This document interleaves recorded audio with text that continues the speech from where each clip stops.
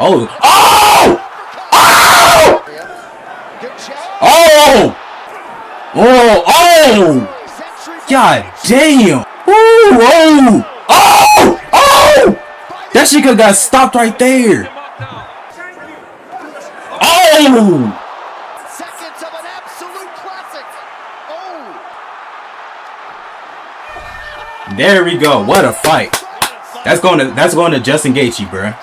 That's going to Justin Gaethje. That should be Gaethje's fight. What a fucking fight. Holy hell, dude. So, guys, man, I'm back. UFC 324 has just ended, and what a fucking card.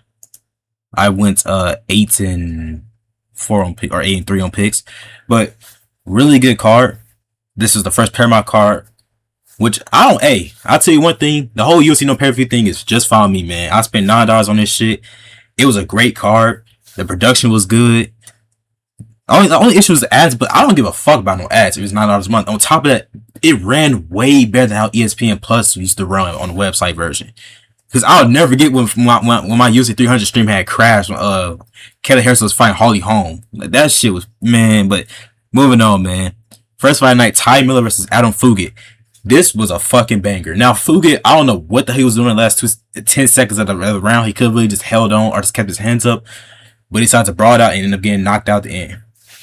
Josh Hogan versus Denzel Freeman. Freeman is not that good of a UFC fighter. His first fight kind of proved that. Hogan is a decent level UFC fighter, obviously. I may not like what he fucking does, but I gotta admit, he's actually really good. I can't lie. It's just, I ain't like the whole wannabe Kobe Cubs and shit. It's not funny to me. I never really liked that shit, honestly, dude.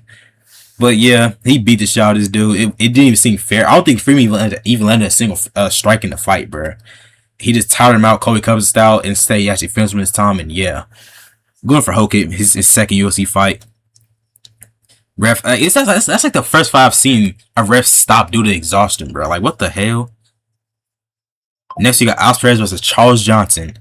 Now, of course, Alex Perez missed weight, so he doesn't get a bonus for 25K, whatever. Charles Johnson, he was talking a lot of shit about the whole Joshua Van fight and how he beat Joshua Van. And, well, it didn't go well for him. He gets knocked out in the first round by Alex Perez. And really good left hook by Perez. And after that left hook, it was pretty much over with. Johnson couldn't recover from that shit. His legs were fucked the rest of the fight. Moving on. Next, you got Nikita Krylov versus Modestas Bukauskas. Now, Crawford's come off 2 losses. I think Bukauskas was on the win streak prior to this one. Really slow-paced fight. Not like the most high-volume fight. Crawford's just doing his thing. And then in the last 10 seconds, that's when Bukauskas decides to just have to swing it out because he was losing, which I understand, Gotta get your chance in there, the best chance you have. Instead, it didn't well for him. He got knocked out cold on the ground. Dude, after that right hand land, he went down and got knocked out cold. Next, you got Table Gaethje versus Andrei Pulayev. Pulayev. That's how you pronounce it. Table. Really good first round, dropped him, knocked him off his damn feet in the first round. Of course, that one was his. Second round was his as well, due to the knockdown, and then also them body shots against the cage. Third round was Andre's, in my opinion. But I just I know a lot of people are probably criticizing a Table for this fight. I don't know why. I really don't know why, because this is a good experience for someone like him. He's known for getting first round knockouts all the time. It's always good for someone of this caliber to get that type of experience. And can prove they can go a distance as well, because we all saw how it ended with Francis, So when Francis fought Stipe and got completely gassed in the first round. So it's good to see a Table, get that win. Next, you got Umar Nurmagomedov versus David Figueiredo. Once again, this wasn't a fight I was expecting to be really good. I just knew Umar probably take him down and I'll wrestle him and I'll strike him on the feet, because Figgy's not really a high volume fighter either, especially these days, But in the last 10 seconds of the second round, he started to come back a little bit, started throwing a lot of right hands, and that was pretty much the last thing Figgy really had. And yeah, Umar wins by decision, 30-27 in my opinion, mainly due to his wrestling and able to keep, and his ability to keep Figueiredo down. And yeah, moving on, we got Gene Silva versus Arnold Allen, another great fight. In my opinion, I won round 1, round 2 went to Silva, round 3 went to Silva as well. Really fun fight to watch, banger, stopped the main card. But yeah. Okay, so now we're now in the fights that were really good.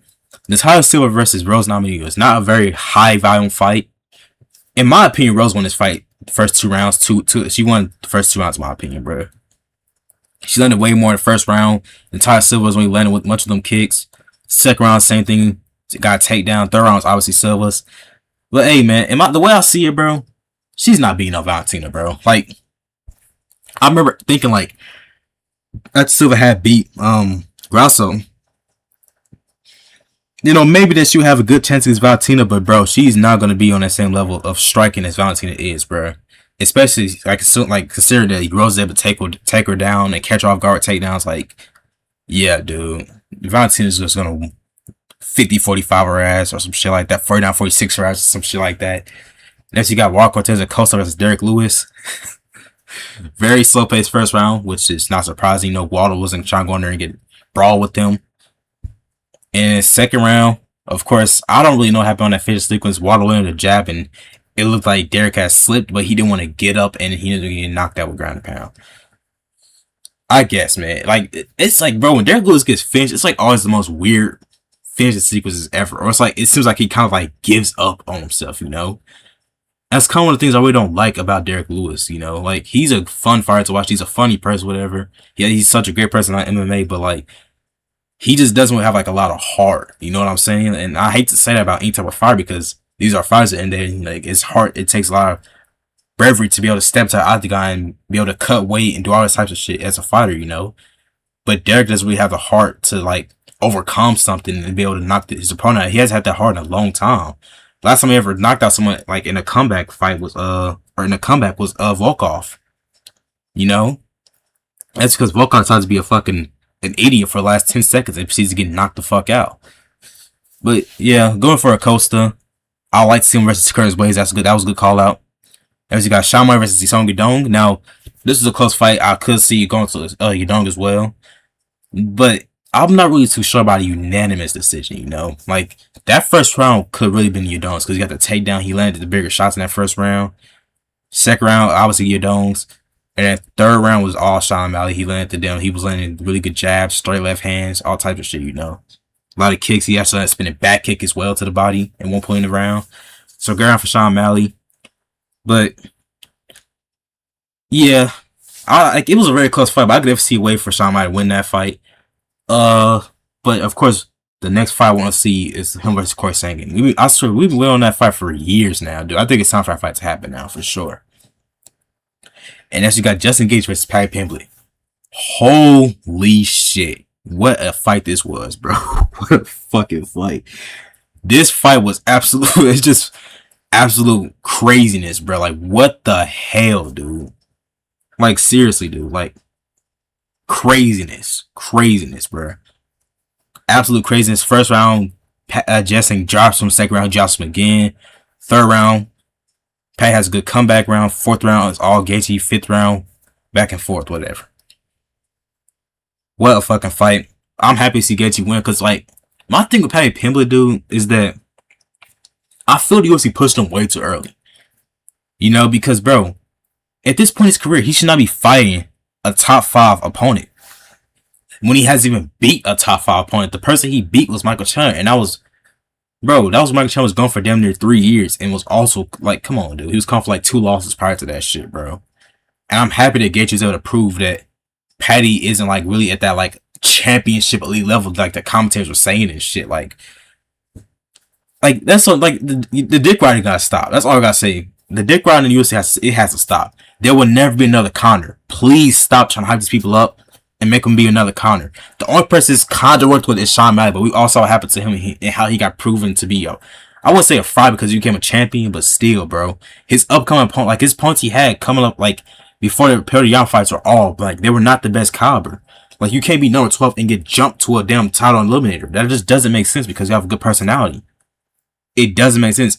Armin versus Gaethje makes more sense in this fight, bro. It makes more sense. But yeah, I had to say that because, like, the dick riding in the UFC, it has to stop, bro. It's got to go. That shit got to fucking stop. But overall, great event. I like the fact that pay-per-views no longer exists. And yeah, I'll see y'all next week for UFC 325 visit, which is another undeserved fight. But hey, if it's good, I won't complain.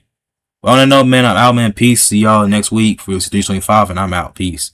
And also, oh yeah, Shakur versus Tiafimo as well. So I'm out.